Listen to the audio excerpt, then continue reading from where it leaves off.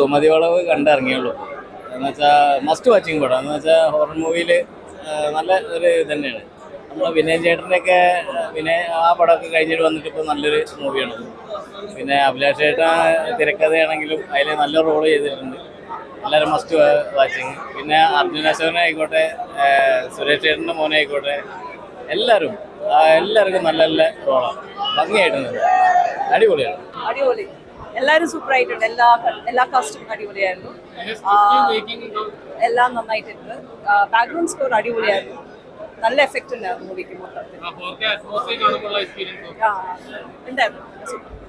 Thank you. ഒരു രക്ഷയില്ല, അടിപൊളി, നല്ല കിടില മൂവിയാണ്. ഫുൾ ടൈം ഫാമിലി എന്റർടൈൻമെന്റ് സിനിമയാണ്. അർജുൻ അശോകിന്റെ കരിയറിലെ ഇന്നുവരെ ചെയ്തതിലുള്ള ഏറ്റവും ബെസ്റ്റ് സിനിമയായിട്ട് സുമതി വളവ് മാറിയിട്ടുണ്ട്. അഭിലാഷ് പിള്ളയുടെ റൈറ്റിംഗ്, ഡയറക്ഷൻ ഡിപ്പാർട്ട്മെന്റ്, BGM ഒന്നും ഒരു രക്ഷയില്ല. എന്തായാലും സുമതി വളവ് എന്തുകൊണ്ടും ഫാമിലി എന്റർടൈൻമെന്റ് മൂവി.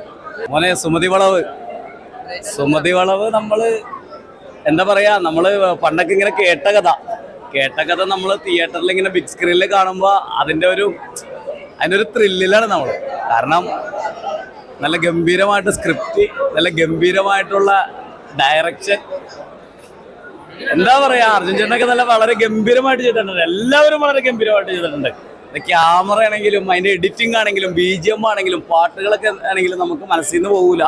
അപ്പൊ ഒരു പ്രേതപ്പടം കാണാനായിട്ട് ഭയങ്കര പേടിച്ച് തിയേറ്ററിൽ ചെന്നിരുന്നാലും അതിൽ കുറച്ച് കോമഡി കൊച്ചു കുട്ടികൾക്കൊക്കെ വന്നിരുന്ന നല്ല ഗംഭീരമായിട്ട് കണ്ട് ആസ്വദിച്ച് പോകാൻ പറ്റുന്ന ഒരു ഗംഭീര സിനിമയാണ് സുമതി വളവ്. പെർഫോമൻസിന്റെ കാര്യം പറയുകയാണെങ്കിൽ അർജുൻ അശോകൻ, ബാലു വർഗീസ് രണ്ടുപേരാണ് ലീഡ് ചെയ്ത് നിൽക്കുന്നത്.